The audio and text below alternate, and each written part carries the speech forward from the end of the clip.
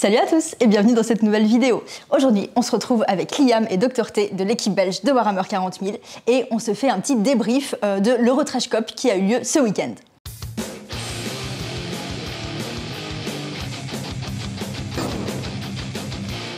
Alors, petite mise en contexte pour démarrer la vidéo. Pour ceux qui n'auraient pas suivi, eh bien, on a démarré une aventure, un partenariat entre l'équipe belge de Warhammer 40 000 et la chaîne.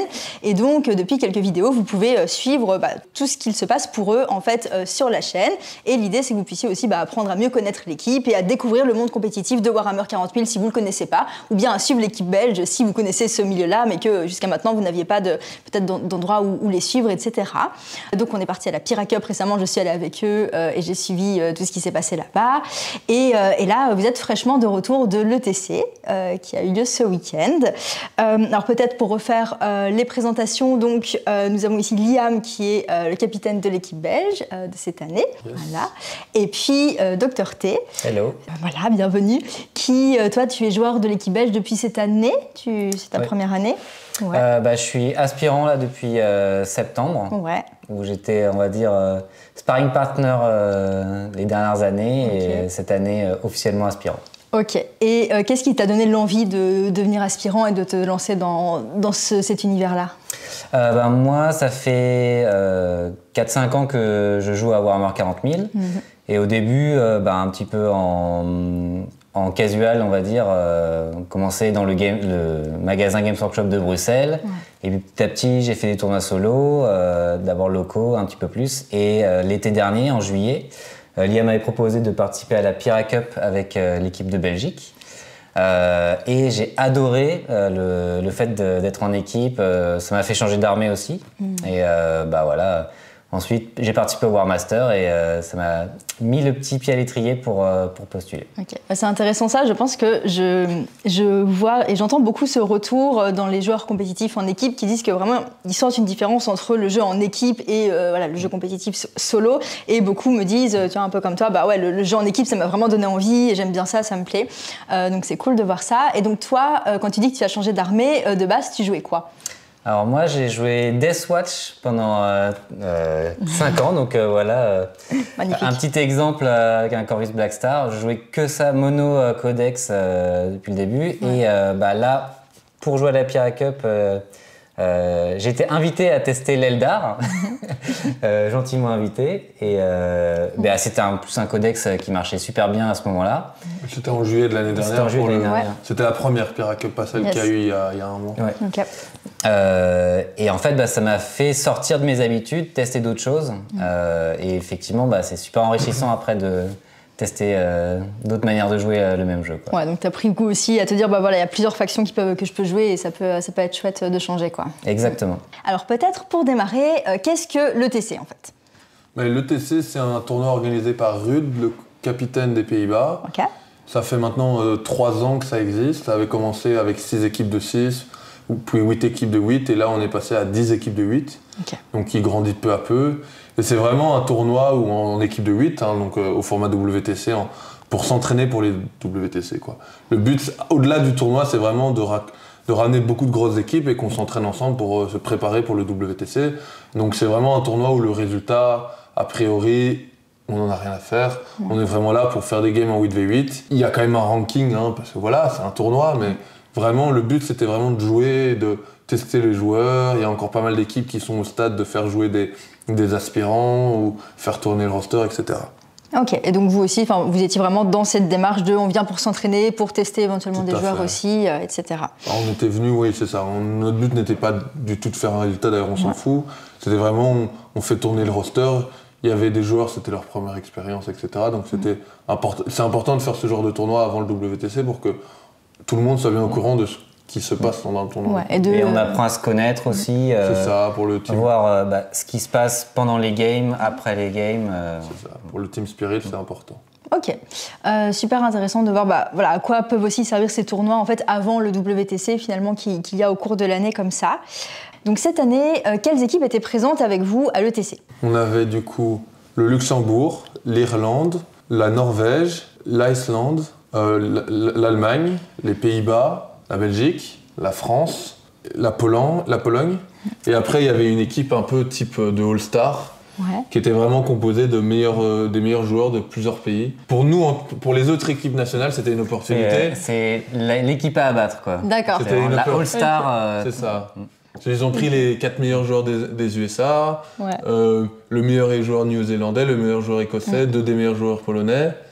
Et du coup, avec ça, ils sont venus, mais avec couteau entre les dents. Et ça a créé vraiment de la compétition, quoi. Et donc, c'est potentiellement des joueurs que vous allez affronter au WTC qui seront dans les équipes après. Ils seront dans leur équipe nationale. Oui, la plupart des gens en Pokétion, typiquement à la Pira Cup, étaient là et ils jouaient pour leur équipe nationale. Alors, concernant vous, l'équipe, il y avait quels joueurs qui étaient là pour le TC? Alors là, on était 8 joueurs, un coach sur place et un coach en back-office qui nous aidait depuis chez lui en Belgique. Donc il y avait Razorix qui jouait cette fois en Astra Militarum. Et lui, habituellement, il joue Tyrannide. Et à la Pira Cup, il était venu en Tyrannide. C'était un test, c'est ça. Et donc, vous avez dit, on va le changer cette fois-ci parce que le codex Tyrannide n'était pas assez dans la méta. Sa version ne marchait pas. Ok. Ensuite, on avait Gilles qui jouait en Custodes. Donc là, je crois qu'il jouait déjà en Custodes. Ça n'avait pas changé. Il jouait déjà Custo à la Pira. Donc il avait fait quelques variantes à sa liste classique, hein, quand on fait un tournoi, on dit ça a bien marché, ça n'a pas marché. La liste évolue, genre sur les 2000 points, il y a peut-être 300-400 points qui ont changé, mais la mouture de liste est restée globalement la même. Okay. Ensuite on a Vidar qui l'a joué en GK. Alors que la dernière fois, je pense que lui il joue en Astra Militarum. Vu qu'on a passé l'Astra sur un autre joueur, Vidar l'avait pris pour se préparer, mais historiquement c'était un joueur GK, RK, donc on a, Chevalier Gris, son GK c'était pardon. Ça va, c'est bien. Et du coup Grey Knight, et donc là il est repassé un peu sur un collègue qu'il maîtrise bien parce qu'il a souvent joué, et vu qu'avec la dataset il a pris un certain buff, c'était bien de le tester aussi.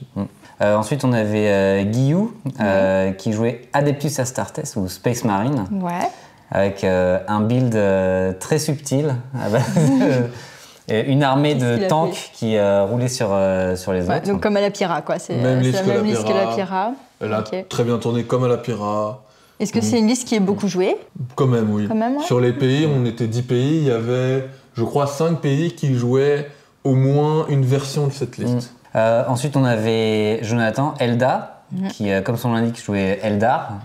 Lui, c'était sa première participation depuis quelques années. C'est ça, c'est un ancien de l'équipe belge qui jouait pour l'équipe belge à l'époque de l'ETC Euro Team Tournament, donc Championship, donc avant Covid. Et il avait fait, à cause de la vie, il avait fait une pause de genre 6-7 ans, enfin ou 5-6 ans. Et là, c'est la première fois qu'il refait un tournoi international depuis cette époque. Après, moi, de mon côté, je jouais Necron sur ce tournoi. D'habitude, je jouais plutôt soit Space Marine, soit Eldar. Donc là, c'était un peu un test, parce que notre joueur Necron habituel était pas dispo. Et j'ai joué une liste hyper classique, donc canoptech courte, avec une liste qui tourne un petit peu chez tout le monde, qui est assez facile à prendre en main. On avait aussi Gab qui jouait Sista à la Pira. Et là, on voulait tester d'autres choses. Il était passé sur la Death Guard. Et du coup, moi qui à la Pira avait joué Death Guard, je suis passé sur le Thousand Sun, qui est une autre arme chaotique, pour de nouveau un peu faire tourner l'effectif. Et le Thousand Sun avait ça de particulier qu'il est plus fragile, mais il permet de ramener des plus grands scores. Donc ça m'arrangeait bien aussi, donc on est passé là-dessus. Et je pense qu'on n'oublie personne. Ouais, c'est ça. Et après, donc, nos deux coachs, on avait Quentin Seffulir qui nous a aidés sur place, justement pendant les games, d'un point de vue logistique ou juste pour aider pour le moral et puis piloter un petit peu, voir comment les games évoluent. Et en bac, depuis chez lui, il y avait Gecko qui était à la Pira Cup et qui cette fois nous aidait de loin pour donner des petits conseils sur ce qui se passait. Ok, super. Toutes les factions que vous avez choisi d'amener ce week-end donc à l'ETC, est-ce que c'est des choses qui sont très jouées en ce moment? Est-ce que c'est à fond dans la méta? Pour le coup, non. Pour le coup, on a été vraiment très méta. Mais comme je l'ai déjà dit dans l'une des précédentes vidéos, je crois, on est un petit pays, donc pour le moment, on joue vraiment ce qui est stable, on évite les fantaisies. Donc quand on regardait la répartition des factions en fonction des équipes, et en fait, on voyait que sur les 8 factions les plus jouées, on en avait 7. Et la 9e faction la plus jouée, on l'avait en fait. Donc on avait, parmi les 9 les plus joués, on avait les 8 étaient compris dedans. Donc nous, on avait un roster très classique, a priori. On avait push le TS un peu plus peut-être, que d'autres n'y croyaient pas. Mais sinon, le reste, on avait drop l'assista pour cause de joueurs, parce qu'on ne peut pas toujours tout faire rentrer. Oui, de toute façon. Et le joueur ne peut pas toujours tout jouer. Ouais, il faut faire des choix. Donc, voilà. Ok, ça fait complètement sens. Donc peut-être rentrer un petit peu plus en détail sur vous, vos 2 listes. Comment vous les avez imaginées, comment ça a fonctionné. Voilà, si vous voulez un petit peu expliquer ça. Oui, je peux commencer. Donc moi, j'ai joué Necron, quasiment la même liste que Bart avait joué à la Pyra Cup. Ça avait bien marché et c'est une liste qui marche habituellement bien. Donc c'est la faction Canoptech courte parmi les Necrons. Qui est basé sur beaucoup de résistance en fait et beaucoup de stabilité parce que tu relances beaucoup de dés, donc ça lisse un peu les statistiques et ce qui permet aussi d'être plus facile à prendre en main parce que quand tu as des statistiques qui sont assez lissées, il y a moins de surprises sur ce que tu fais. Donc la liste que j'avais, c'était avec 3 Doomstalker, donc 3 grosses tourelles qui tirent de loin et qui tirent fort, et 3 gros packs de Wraith, donc des espèces de gros scarabées, d'araignées qui se baladent à travers les murs et qui sont très très difficiles à tuer et quand tu les tues, elles se ressuscitent. Et donc le but c'est de prendre la carte et un peu d'asphyxier l'adversaire et de bien résister sur ce qu'il fait. Et ça a plutôt bien marché. Donc là j'ai fait en gros 2 défaites, 2 victoires et 1 égalité. Tu as joué contre quelle liste du coup? Quelle faction? J'ai joué d'abord contre le joueur Sista des Néerlandais, le capitaine Rude, où là j'ai fait une défaite alors que l'estimé était positif. Donc ça c'était une bonne déception. Donc l'estimé, peut-être juste pour réexpliquer pour les personnes, donc en gros dans les tournois en équipe, ce que vous faites avant de jouer, c'est donc vous avez accès aux listes de tous les autres joueurs et vous allez faire un travail de tiens, moi ma liste contre cette liste-là, j'estime que si je tombe contre cette personne, je vais faire une égalité, une défaite ou une victoire, petite victoire, petite défaite, voilà, vous estimez tout ça. Et donc c'est un travail que vous faites avant le tournoi pour que quand vous arrivez au début d'un round, le moment où il va y avoir le pairing, où on va décider en fait dans l'équipe quel joueur va affronter quel joueur, vous avez en tête, alors moi j'avais dit que contre lui potentiellement je gagnais, contre lui potentiellement je perdais. Est-ce que c'est bien réexpliqué? Exactement. Ça va, voilà. Donc, je te laisse dérouler du coup. Donc contre l'armée qui jouait, donc lui jouait Adeptas Sororitas, les sœurs de bataille. Et donc sur le papier, on se disait que c'était plutôt un match positif pour moi, vers peut-être 13 ou 14 sur 20. Et il s'avère qu'au final, je perds avec un différentiel de 4 à 16 points. Donc un très gros différentiel sur la partie. Et tu as une explication pour ça? Qu'est-ce qui s'est passé selon toi? Oui, alors j'ai fait pas mal d'erreurs de jeu sur cette partie, d'une part. Et d'autre part, la liste était beaucoup plus forte que ce que je pensais contre ma liste. Donc j'étais surpris en fait par la composition. C'était pas la liste Ista que j'avais l'habitude d'affronter. Et en vrai, c'était la première gamme du tournoi, ma 3e partie en écran. Et j'ai pêché un peu par inexpérience. Donc ça m'a beaucoup appris pour les games d'après. J'ai vu à quoi j'étais plus vulnérable.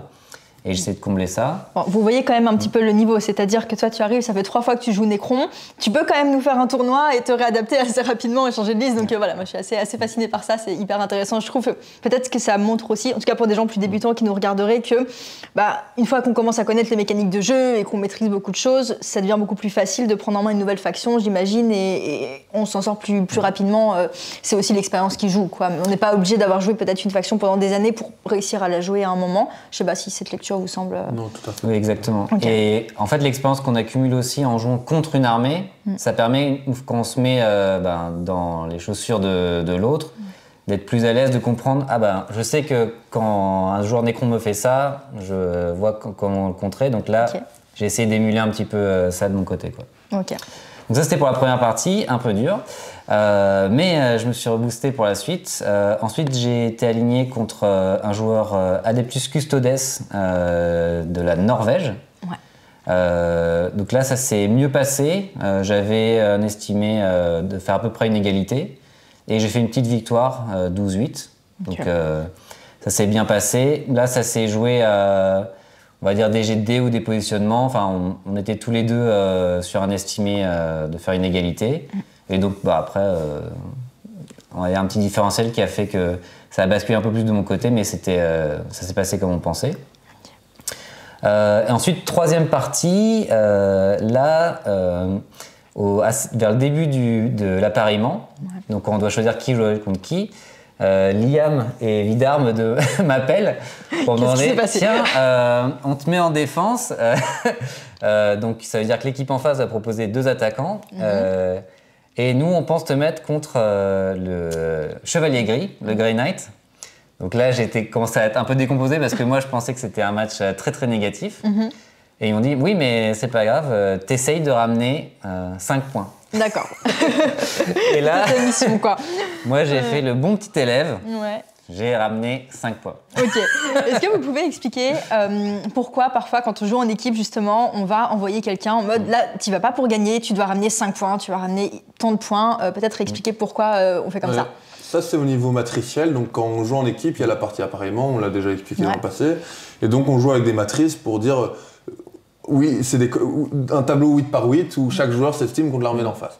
Et il se trouve que des fois, on se retrouve avec une armée, soit la nôtre, elle n'a que des draws partout, que des égalités. Donc en l'occurrence, c'est ce qui était plutôt dans le cas de Yann, c'est-à-dire qu'il avait une colonne mais il avait des égalités contre à peu près toutes les armées, avec soit des petites défaites ou des petites victoires qui ne nous arrangeaient pas spécialement, vu que tout le reste gagnait.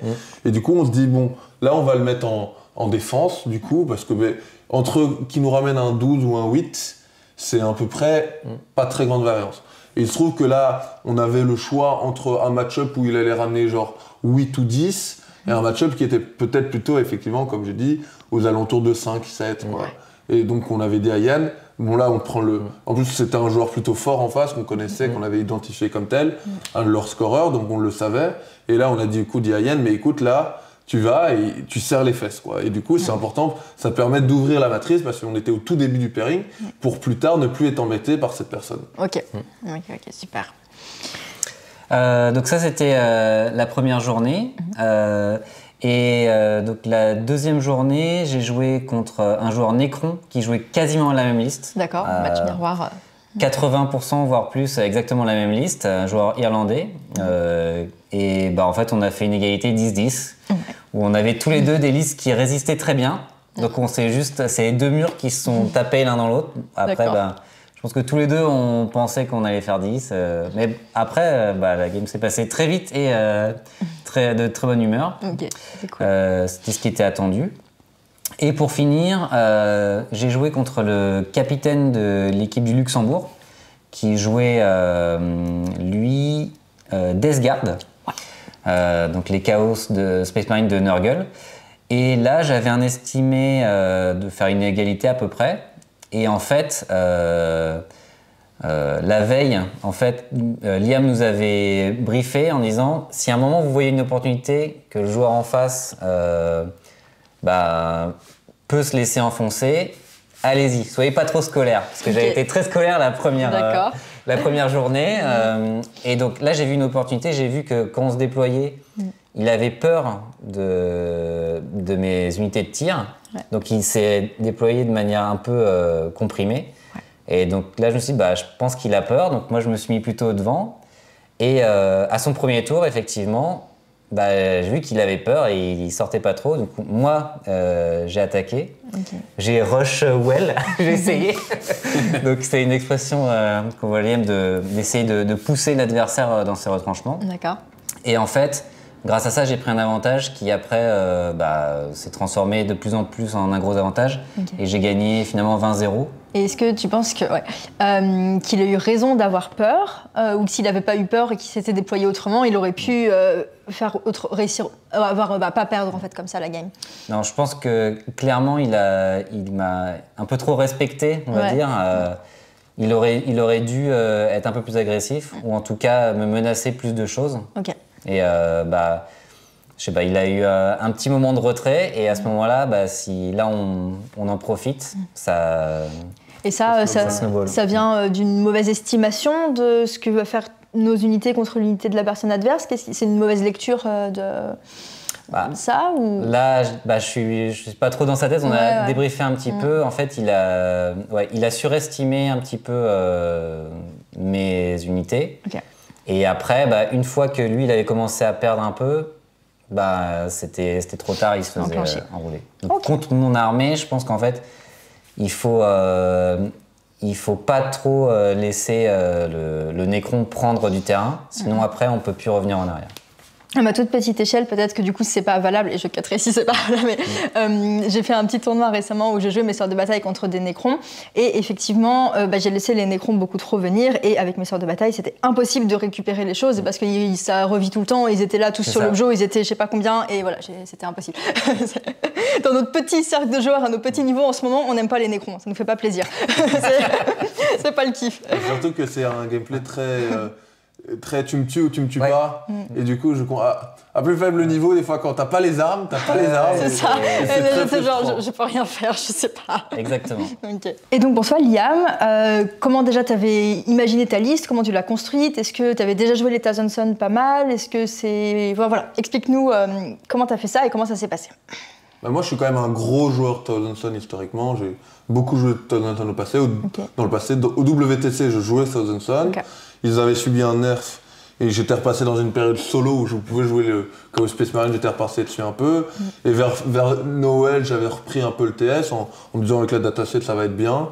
Et du coup là, avec la dataset, au final, ils n'avaient pas été touchés. Mais quand même, j'ai senti qu'en fait, on était dans une méta favorable au TS. Je regardais mes lignes matricielles et je me sentais bien dans mes matchs, etc. Donc j'ai décidé de partir sur le TS. Là, j'ai pas réinventé l'eau, c'était quelque chose d'assez classique. Donc le TS, ça joue quoi ? Ça joue sur leur mécanique d'armée qui est très forte, qui sont les points de cabale. Et en fait, le TS, c'est l'armée de la magie, entre guillemets, et il génère un peu des points de magie en fonction du nombre de sorciers qu'il y a sur la table. Et donc le but du jeu, c'est d'avoir le plus de sorciers possible sur la table, pour avoir le plus de points de magie possible, pour pouvoir faire plein de trucs. Plein de trucs avec. Et du coup, là, effectivement, je jouais une liste avec 8 persos sorciers, 5 escouades de rubriques qui sont aussi des sorciers, et puis j'avais un peu des cultistes et des Tlangors qui sont des unités un peu dont on appelle de screen, donc c'est des unités de bonhommes de base qui vont devant, qui meurent en premier, qui me permettent de gagner un peu du tempo, etc. Et du coup, la liste était facile, et un rhino pour pouvoir faire des petits tricks de mouvement. Et donc, je rentre pas trop dans les détails, mais dans l'idée, c'était une liste classique à base de plein de points de cabale et très très... En fait, un dommage très très haut. Dans l'équipe, moi j'aime bien dire que TS ça a des dégâts infinis, donc ça fait beaucoup de dégâts. Mais par contre, niveau résistance, en fait, la seule résistance que ça a, c'est du positionnement, quoi. C'est de te mettre à l'endroit où ça emmerde l'adversaire de venir te chercher. Parce que sur le papier, sur le papier, c'est 5 bonhommes avec 2 PV, 1 à 5, tu vois, c'est pas des voilà. Et donc c'était ça l'idée. Et en fait, ça a une matrice très polarisée, donc des très grosses wins. Et quand c'est une lose, ça va être une loose, quoi. Bon, après, il n'y en a pas tellement des looses, donc ça allait. J'avais quand même des belles matrices bien vertes, qui sont quelque chose d'agréable. Et donc, moi, donc ça, c'était la liste. Moi, dans l'équipe, je suis ce qu'on appelle, entre guillemets, un carry, donc j'étais vraiment là. Mon but à moi, c'est de ramener du point. Donc, j'ai un avantage, c'est qu'à l'appareillement, je suis un peu protégé. C'est-à-dire que je vais jamais aller en défense comme Yann a été, par exemple, contre le GK. Donc, j'ai toujours l'avantage d'avoir un peu, entre guillemets, un match-up facile sur le papier, quelque chose qui m'avantage, et c'est à moi de pousser pour aller mettre le plus gros score possible. Et donc, ronde 1 contre les Pays-Bas, on est content, entre guillemets, parce que contre la Death Guard en face, une de nos réponses, c'était le TS, et j'y vais, je mets mon 15, c'est un bon joueur en face. J'ai pas réussi à pousser parce que ma liste donne quand même pas mal de personnages, il a bien joué, il a joué bien bunker comme il faut. En fait, il a, comme Yann contre son GK, il a compris qu'il allait perdre, et du coup, il a joué pour faire une plus petite défaite possible. Et ce genre de joueur, c'est souvent plus difficile à enfoncer qu'un joueur qui joue pour gagner, en fait. Et après, ensuite, je tombe contre un Chaos Knight, contre la Norvège. Et là, malheureusement pour lui, je choisis ma table. Le scénario, c'est un scénario où on crée des objets au centre. Donc c'est venir faire la bagarre. Il commence, il s'avance un petit peu trop. Là, c'est cash, puni direct. Vers le T3 et les tables rases. Donc là, ça c'est un 20-0 calme, précis. Et ensuite, j'affronte c'est un round 3 contre l'Allemagne. Moi, j'affronte l'Iron Storm. Je m'estime en petite draw. Mais j'ai ma table. Et le scénario est vraiment très polarisé en général. C'est un scénario aussi où il y a les objets qui disparaissent, le play drop. Et donc là, je commence sur ma table, qui fait que je peux aller au milieu, me mettre derrière les murs, parce que c'est la fameuse liste de Guillaume qui tire très fort avec beaucoup de tanks. Et du coup, c'est un peu difficile à manœuvrer. Il y a beaucoup de terrain sur la table. Moi, je me mets derrière les murs. Je fais des petits... je pointe sur les côtés pour avoir une petite ligne de vue serrée. Avec juste le petit sorcier. C'est ça. Je pète 2 tanks et puis je me recache avec des tricks de mouvement. Et du coup, il est là, il a perdu 2 tanks, il peut pas trop interagir. Et après, bon, du coup, ça s'enfonce. Et du coup, là, ça finit en 20-0 pour moi. Et ensuite, donc ça finit la première journée. Donc, j'ai fait mon job. Et donc, jour 2, j'affronte du coup l'Irlande. Et là, on est dans un... Là, c'est là où on voit un peu des fois les limitations des carries, par exemple. C'est que typiquement, là, ce qu'ils ont fait la deuxième journée, ça a principalement été ça, c'est qu'ils ont vu qu'ils avaient un codex qui perdait contre tout, mais qu'ils avaient aussi un codex où aucun de leurs codex ne battait, dans l'idée. Et du coup, ils ont décidé d'envoyer leur plus mauvais codex contre moi. Et ce qui s'est un peu passé le deuxième jour, c'est que ronde 1, j'affronte un tyrannide qui est pas très à l'aise. Et du coup, je le bats largement. Donc 20-0 là aussi. Et puis ronde 2 contre le Luxembourg, un peu pareil. J'affronte un Nécron. Et pour le coup, le Nécron, comme on disait tantôt, si on ne sait pas le tuer, c'est un enfer. Mais moi, je les regarde et j'en fais des petites pichenettes et ils disparaissent. Donc c'est très agréable à affronter. Et du coup, les fameux Ctan intuables, moi j'ai fait double Dumble, grenade, il a disparu. Donc voilà. Donc effectivement, j'affronte un Nécron. Et du coup, là, effectivement, la game est aussi à sens unique, assez rapide et ça finit en 20-0. Donc voilà. Donc si vous faites le calcul, sur 100 points possibles, il en met une 95. Oui. Voilà. Mais comme je dis, c'est vraiment un rôle de l'équipe que j'ai pris historiquement peu à peu. J'ai toujours été le top scorer de l'équipe, mais c'est vraiment... En équipe, ça sert à rien vraiment de trop regarder les résultats, les performances solo. Évidemment, ça indique si un codex est fort et s'il marche, mais il faut regarder qui a été appareillé contre quoi. Quand on regarde un peu mes appareillements, en fait, on se dit oui, j'ai été protégé en pairing, donc je fais mon job. C'est des fois plus gratifiant. Il y a plus de marge de down possible quand tu es dans un match mauvais et que tu arrives à sortir la petite... 2 points de plus que ce qu'on pensait. Moi, là, je suis arrivé, j'ai fait mon job et voilà. Pour le tournoi ce week-end, comment ça s'est déroulé donc globalement pour l'équipe? Déjà, comment ça fonctionnait? Vous aviez combien de rondes par jour? Et c'était quoi le système pour le week-end? Donc, on avait 5 matchs au total sur le week-end, 3 matchs le premier jour et 2 le suivant. Et le principe pour savoir contre qui on allait jouer d'un round à l'autre, c'est ce qu'on appelle la ronde suisse. Donc, à la fin d'un match, donc, toutes les équipes jouent ensemble et les 2 meilleurs de tous les résultats vont jouer ensemble. Ensuite, le numéro 3 et le numéro 4 ensemble, 5 et 6, etc. Et donc, à chaque ronde, on regarde le classement général de chaque équipe et on va faire jouer les équipes ensemble, sachant que la petite feinte, c'est que si 2 équipes ont déjà joué ensemble, alors qu'elles devraient jouer ensemble parce que d'après le classement, elles sont consécutives, on va changer un petit peu le classement pour que tout le monde joue avec une équipe différente à chaque fois. Oui, c'est ça. Et ça rend un peu, du coup, vu qu'on est un petit nombre d'équipes vers la fin du tournoi, des fois le premier va jouer contre le 5e, etc. Ça rend un peu chaotique. Pour le début au début, c'est ça. Votre premier match, du coup, c'était contre qui? Du coup, on a affronté en première ronde, on affronte les Pays-Bas, nos voisins, les organisateurs du tournoi, qu'on affronte très souvent. Et donc, le résultat final, ça se finit en égalité 75 pour nous à 85 pour eux, donc tout juste. On assure l'égalité au point près. C'est bon. Et donc, c'est pas un résultat incroyable, on est passé à côté d'un peu une déception, on a tenu la draw. Parce que dans le passé, on a toujours assuré soit la draw, soit la petite victoire. Là, c'était presque eux qui avaient la petite victoire. Donc, on a failli, mais ça va, on a réussi à assurer l'égalité. On était sur une sortie de pairing assez drawish, donc j'avais notamment demandé à Yann de push un peu parce que j'avais regardé les estimés. Bon, mais bon. Mais du coup, on était sur une ronde assez drawish, on tient la draw. Après, du coup, vu qu'on fait une draw, on tape un peu plus bas dans le classement. Vu qu'on est milieu de classement, on affronte la Norvège. Là, c'était on les avait déjà affrontés au WTC. On avait déjà gagné facilement au WTC. Là, ça a de nouveau été le cas. On est sorti avec des bons pairings, pas mal de matchs qui étaient surtout à plus, à points positifs, qui pouvaient vraiment rapporter gros. Et donc là, on sort vraiment avec une bonne win, 117 à 43. Donc ça, c'est une win confortable, on va dire. Ok, et du coup, après... Donc on tombe contre l'Allemagne en round 3. Ouais. Qui est, donc là, c'est une grosse équipe. Hein. Là, sur le papier, on n'est pas très bien. Dans le sens qu'elle sort tout juste de s'être affrontée contre les All-Stars et les a fait une égalité contre. Dans les années qui ont récemment au WTC, ils font systématiquement top 10. C'est une grosse nation. Là, ils avaient une équipe, pas tout à fait l'équipe optimale, parce que moi je connais les joueurs, ils n'étaient pas tous là.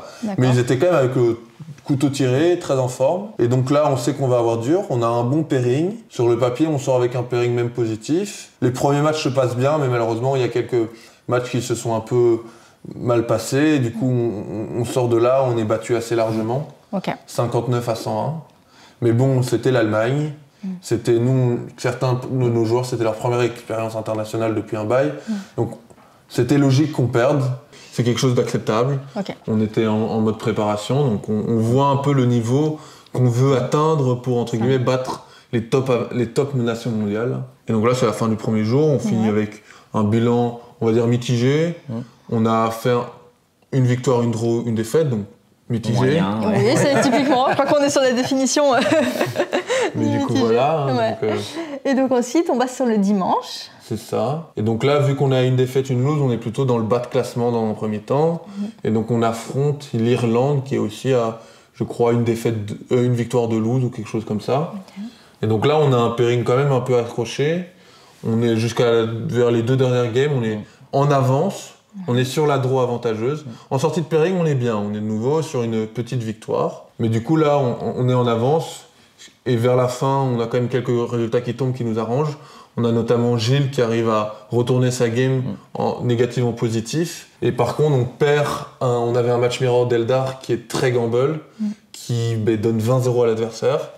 Et donc là, grâce à Gilles notamment, et à tout le monde qui tient ses estimés derrière, on arrive à quand même ressortir vainqueur 98-62, donc petite victoire. Chez l'Irlande, c'est pas une petite nation, donc c'est une bonne nation, elle a quand même fait pas mal de tournois, donc on s'en sort à 98-62.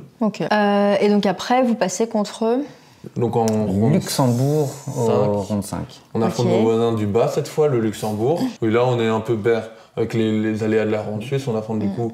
On était plus ou moins en haut, mais on affronte le Luxembourg qui était un peu plus en dessous, mais quand même ronde intéressante, qui a été très disputée finalement. On s'en sort tout juste avec la victoire au point près, 86 à 74. On avait des bons pairings, mais on a eu un gros swing de la part de Vidar, qui est un de nos cadors, et ça fait toujours mal ça quand ça arrive, qui se prend un gros 20-0.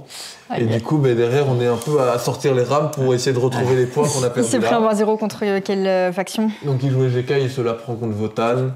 Mais du coup, derrière, on arrive quand même à gagner, mais tout juste, ce qui est quelque chose de... C'est bien qu'on ait réussi à gagner, mais j'aurais préféré qu'on gagne plus largement. Mais bon, c'est passé. Là, c'est vrai que là, on a vu la plus-value d'avoir le coach. Enfin, en tout cas, moi, ça m'a aidé parce que assez rapidement, Vidar a prévenu Quentin que ça allait pas. Et du coup, moi, quand il est passé me voir et qu'il a vu que moi, ça se passait bien, il m'a dit d'essayer d'enfoncer le maximum possible. Il va falloir que ça se passe très bien. Oui. Et donc, alors que si on avait été juste les 8 joueurs, j'aurais peut-être pas poussé autant. Pas eu l'info comme ça. Ouais, c'est super intéressant. C'était vraiment merci à Quentin, effectivement, parce que c'est ce genre de move qui nous permet de passer cette draw en victoire, en fait.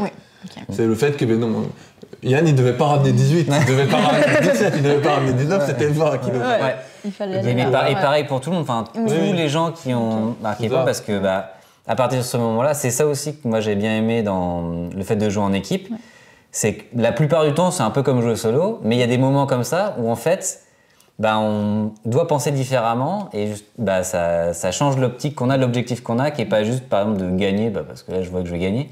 C'est vraiment de se dire là je vais faire le max, quoi. Parce que typiquement là on avait la draw qui était plus ou moins assurée, l'égalité, mais on voulait pousser pour la victoire. Et du coup on a été voir quelques tables. Il y a les tables par exemple où je savais que si ça pushait, je dis... Parce que, en fait, il y a la règle qu'on ne peut pas interagir avec l'adversaire à la table à part si tu es coach ou capitaine. Mais du coup, moi, j'avais fini ma game assez rapidement. Et du coup, je tournais dans les tables et je savais quelle table je pouvais demander de push. Mais quelle table, malheureusement, il fallait dire là, tu dois assurer, serrer les fesses. Je vois que ça se passe pas bien. S'il te plaît, pas moins que 8. Pas moins que 8. Et du coup, voilà. Mais tout le monde a dans l'expectative, tout le monde a plus ou moins tenu ce qu'il fallait et ce qui nous permet quand même de gagner cette ronde. Mais donc, il y a quand même encore de la progression à faire. Ouais. Parce que, bon, entre guillemets, si on veut voir plus loin, il faut quand même essayer de gagner plus facilement, plus amplement ce genre de ronde. Mais après, bon, les Luxembourg ont bien bossé. On voyait que là, ils ont fait un beau travail. On les avait jamais affrontés.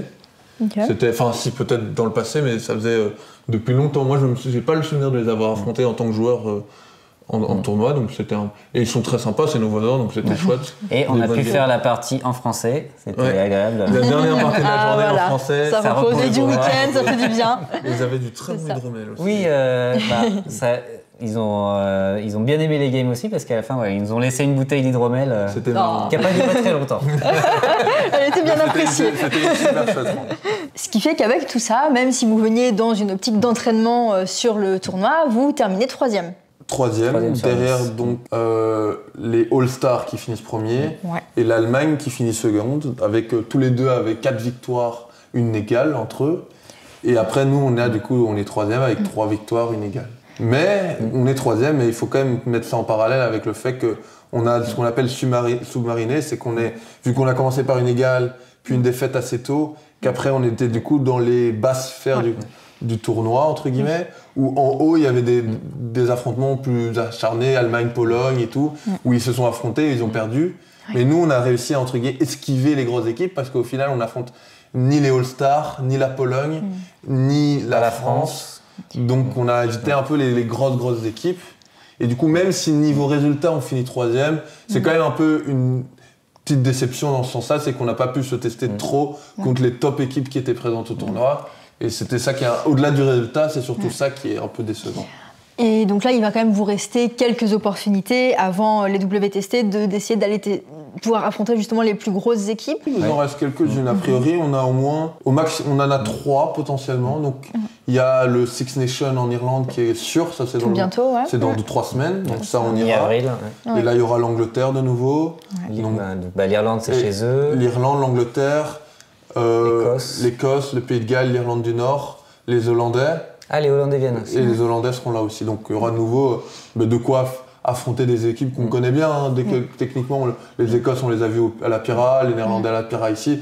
Donc on commence à connaître les équipes, mais c'est bien. Il y a un petit réseau européen qui est créé, donc c'est bien. C'est ça. Et puis donc fin juin, on a une deuxième Eurotrash Cup qui aura lieu juste avant la remise des listes. Donc ça, ce sera peut-être plus secret niveau liste, etc. On verra comment. Et après, éventuellement, pendant le mois de juillet, on verra si on peut y aller. Mais il y a la Pira Cup aussi en mois de juillet. Donc il y a encore d'autres entraînements avant le WTC. Et en plus, on a encore quelques scrims qu'on va avoir. C'est ça. Donc les scrims, peut-être pour expliquer, c'est des entraînements que vous faites donc en ligne sur TTS. Tout à fait. Toutes les 3 semaines environ, c'est ça? C'est ça, 2-3 semaines. On a un scrim, donc c'est une ronde en 8v8 qu'on fait en ligne. Donc on a dit, là dans les 2 prochaines semaines, on va essayer de faire les 8 prochaines games.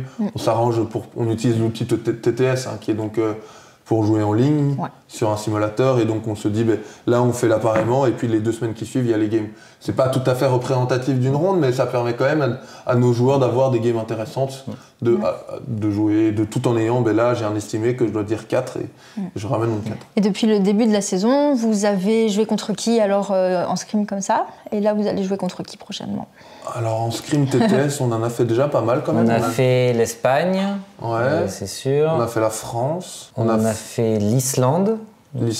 La Suède, le Danemark, on a fait. Oui. On a fait la Pologne. Et on a fait aussi. On a fait une fois No Name, je crois. Les No Name, on a fait des équipes nationales au lieu de faire des équipes internationales. D'accord. On peut s'entraîner contre des équipes françaises, ils ont un gros circuit, on a des copains, donc voilà. Et là, qui vient, on va avoir.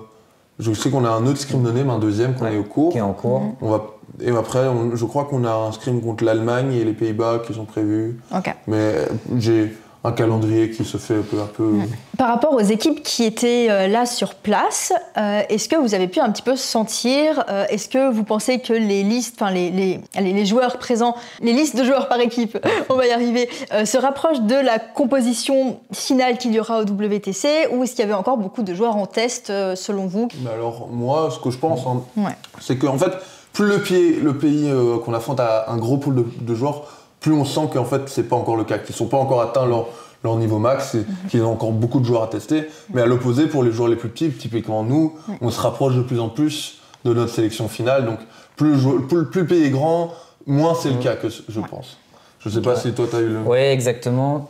Là, par exemple, pour l'Irlande, le joueur que j'ai affronté, lui, il n'était pas encore sûr d'être dans la composition finale, mais il m'a dit qu'il y en a au moins 5 sur les 8 qui étaient sûrs et qu'il restait le choix entre 2 ou 3. Et en tout cas, c'est sûr que lui viendrait au moins comme coach et ils en sont à une dizaine de joueurs. Ça va être 8 parmi 10 par exemple. Ok.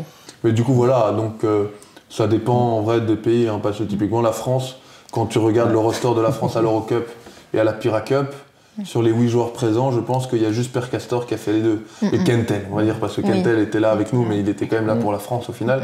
Donc il y avait Kentel et Per Castor qui étaient un peu des cadors. Et puis, il y a genre, après, bon, je vais pas faire Zeka parlera sûrement, on va pas revenir là-dessus. Mais du coup, j'ai dit la France, mais même chose à l'Allemagne. Je connais bien les joueurs allemands. Je sais dire qu'il manquait la moitié du roster des très forts que je connais. Il y avait que la moitié qui était là. Donc, on sait qu'il y a une marge de progression, que les équipes vont encore sous le panier. Et est-ce que, parce que là en fait on parle de pas mal d'équipes que vous rencontrez comme ça toute l'année, mais il y a quand même d'autres équipes, genre je sais pas, l'Australie, la Nouvelle-Zélande, enfin des équipes qui viennent au WTC, que vous rencontrez peut-être pas du tout dans l'année, contre qui vous jouez jamais. Est-ce qu'il y a des grosses équipes d'ailleurs qui sont réputées pour être fortes et que vous n'allez pas avoir l'occasion de rencontrer avant le WTC? L'Australie, j'imagine, ça va être compliqué. Après cette année, ils vont être un peu apparemment... à cause d'autres histoires, mais c'est compliqué pour les Australiens tout le temps de venir. Donc. Mais après, oui, il y a des équipes qui... En fait, chaque année, déjà, il y a des équipes un peu inattendues qui sortent un peu du lot. L'année dernière, on sait que l'Espagne et la Suède avaient été très, très fortes. Après, bon, on a la chance que c'est un petit milieu, entre guillemets. On connaît un peu les usual suspects, donc... oui, on connaît la plupart des équipes, donc on essaie de les affronter. Mais oui, des pays... En fait, quand déjà, il y a des barrières de time zone, de fuseau horaire, c'est un peu ennuyant pour les scrims par exemple. Donc, faire un scrim contre par exemple les USA, même si on voudrait bien le faire, pour trouver une date, etc., c'est pas toujours facile. La plupart du temps, on va arriver au WTC, on sera préparé, on connaîtra 80% des équipes. Après, bon, de nouveau, comme je l'ai dit juste avant, quand on affronte une équipe d'Allemagne aujourd'hui, c'est pas l'Allemagne du WTC. Donc, au final, même si on affronte souvent la nation, l'équipe est composée des joueurs et on n'a peut-être pas toujours affronté tous les joueurs et donc on va dire mais ce joueur je le connais pas et pouf il va nous avoir parce qu'il est très fort en fait. Donc il faut faire gaffe. Eh bien écoutez, on arrive à la fin de cette vidéo. J'espère que ça vous a intéressé, que c'était cool pour vous d'avoir tout ce compte rendu. On se retrouve très bientôt pour des vidéos, portraits et interviews des joueurs de l'équipe pour que vous puissiez mieux les connaître et continuer à les découvrir. Et puis on aura aussi prochainement, on en parlait un petit peu plus tôt dans la vidéo, votre tournoi donc en Irlande. Là aussi, on vous donnera des nouvelles à ce propos. Et puis, eh bien écoutez, si ça vous a plu, n'hésitez pas à vous abonner à la chaîne, à mettre un like, commenter pour dire que ça vous a plu. Et vous pouvez aussi aller me suivre sur Instagram et Facebook et suivre l'équipe belge sur Facebook.